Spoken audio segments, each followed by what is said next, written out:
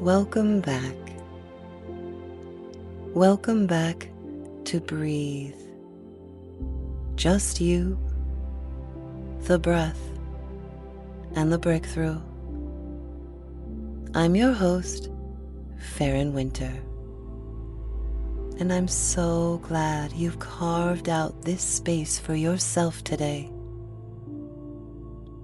This is a sanctuary for your nervous system. A place where we move away from the noise of the external world and return again and again to the intelligence of our own bodies. Before we begin, a small note of care. We are tackling the heavy landscape of grief today. Grief is not a linear process. It is not a problem to be solved. If at any point during this practice you feel overwhelmed, or if your nervous system begins to feel too activated, please know that you have full permission to pause, to open your eyes, or to simply return to a natural, comfortable breath. There is no right or wrong way to do this. You are in control of your own internal environment. Listen to your body's signals. It is the wisest teacher you have. A quick reminder: if you are currently driving or operating machinery, please keep your eyes open and stay aware of your surroundings. Save this deep internal work for when you can safely settle in and close your eyes. Your safety is the first step towards your peace. Today, we are talking about the unfinished breath. The breath you don't exhale. The things you hold in, bottle up, and ignore. We're addressing our response to grief. Whether we're grieving a loved one, an idea, a vision of the future we did not see to fruition in the way we thought it should look. The unfinished breath takes a large breath in and never quite lets it all the way out. That small thing we carry that we don't exhale,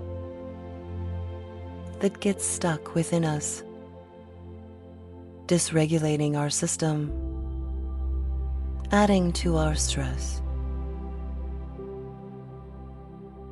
We'll take a good look at that unfinished breath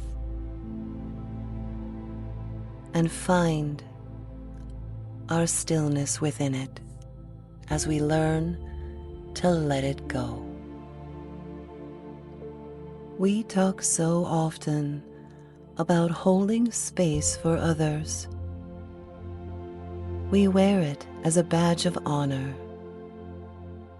This ability to be the steady anchor when the people around us are drowning. We pride ourselves on our capacity to absorb, to support, to be the container. But have you ever stopped to consider how you hold space for your own grief? When the wave of loss finally hits, whether it's a major life transition or just the quiet, persistent ache of a missed expectation. Our body has a very specific, ancient way of responding. We brace. Our shoulders climb up towards our ears. Our jaw locks, and we stop breathing into the fullness of the body. We cling to the inhale, afraid that if we let go, the weight of it all will finally take us down. We live in a culture that rewards the inhale, the achievement, the constant intake, the drive to keep moving. We are terrified of the pause. But today, we're going to change the narrative. We're exploring this unfinished breath. It's the story of why we stop ourselves mid-cycle and how we can learn to exhale fully, even when the world feels like it might shatter. It is just you, the breath, and the breakthrough. I used to think that this bracing was a mental choice, a way of saying to myself, I am strong. I can handle this. But over time, I've realized it's something much more profound. It's physiological. When we are grieving, our nervous system isn't just sad. It's on a high alert. It interprets that heartache as a threat. And so it shifts into that familiar, protective, sympathetic state, that fight or flight energy. When our breath becomes short, shallow, and sharp, we're subconsciously signaling to our own body, don't let go. If you finish this breath, you are vulnerable. Don't let go. But here is the truth. When we refuse to finish the exhale, we are not protecting ourselves. We are trapping that emotion inside our bodies. It gets stored in the fascia, in the chest, in the clench of your jaw, in the tight rhythm of the intercostal muscles between your ribs. You're holding the grief in, trying to manage the unmanageable, one restricted breath at a time. By listening today, you are engaging in co-regulation. You are signaling your system that it is safe to down-regulate, safe to transition from fight back into flow. Let us now settle in. If you are seated, let your feet feel the floor beneath you. Strong, sturdy, supportive. If you're lying down, let the back of your head grow heavy against the support beneath you. Bring your hands to your lower ribs. Feel the architecture of your own body beneath your palms. Take a gentle, honest breath in through your nose. Feel the expansion, the way your ribs push gently into your hands. Now notice that little hiccup at the top. Notice how your body wants to immediately turn around and start the next inhale.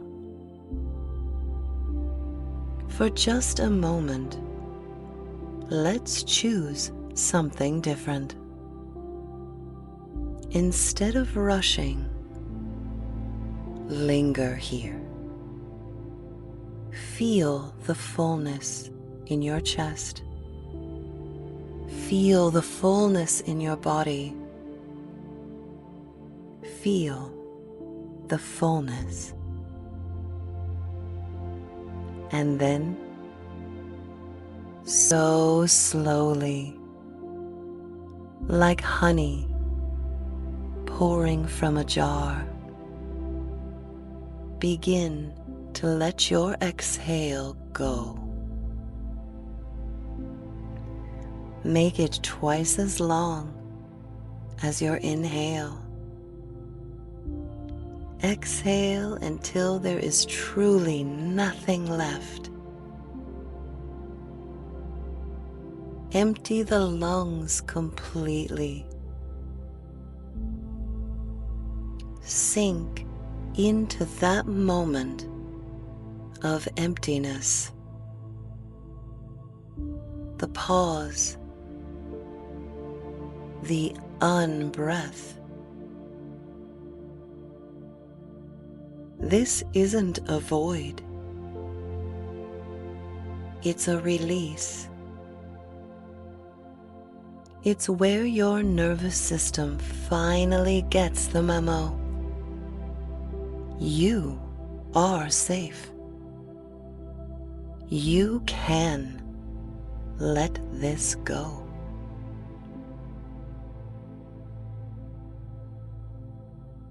Repeat this awareness a few times on your own, feeling the expansion of your ribs beneath your hands.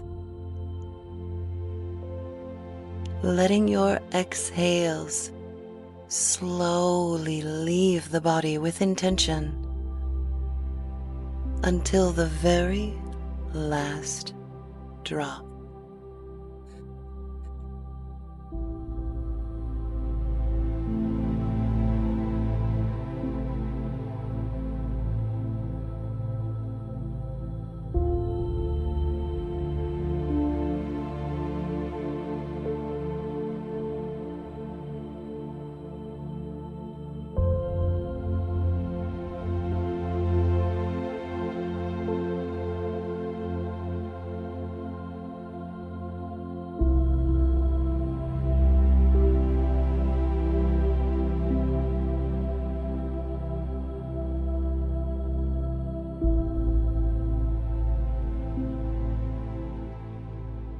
Feel the softening in your jaw. Let your shoulders drape like silk over a chair. With every unfinished breath you choose to complete, you are creating more space. We aren't here to fix the grief. We're here to widen the container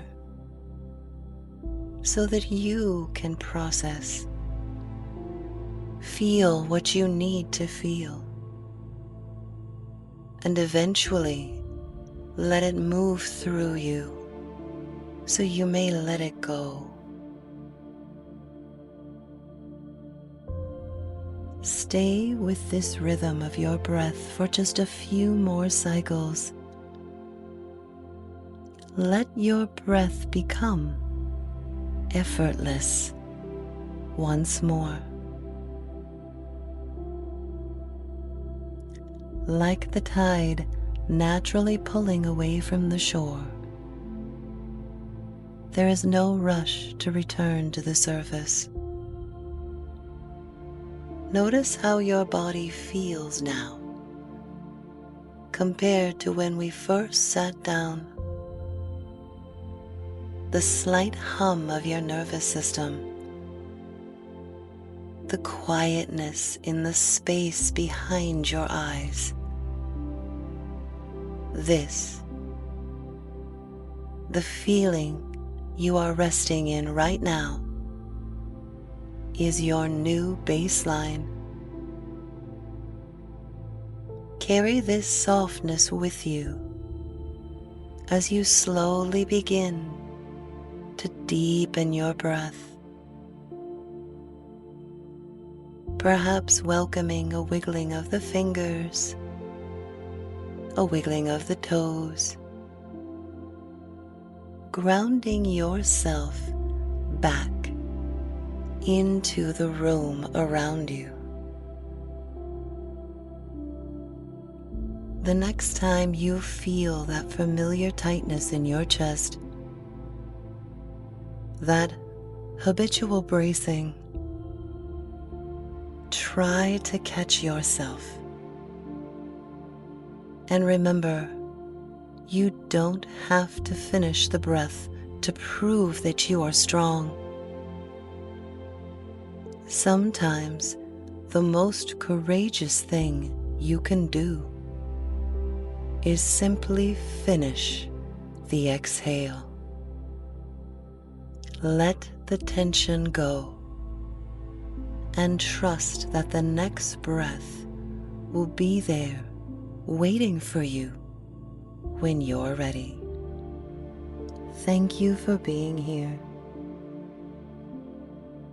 Thank you for trusting me with your breath. But more, thank you for trusting yourself to give this practice a try. If this practice resonated with you, I invite you to share it with someone who may need to find their own exhale.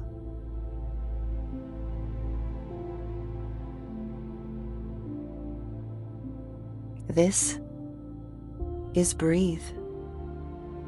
Just you, the breath, and the breakthrough.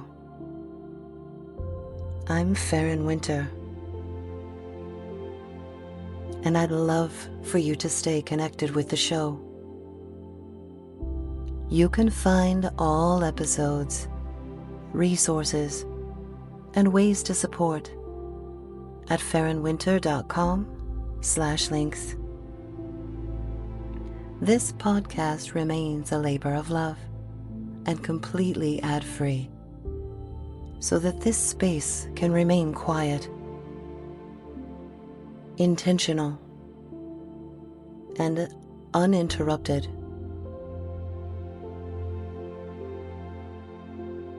If this breakthrough was what you needed today, I applaud you for being brave enough to try. Until our next breath together, remember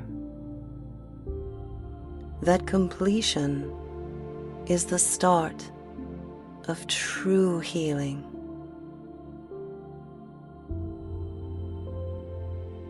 May you find your full exhale,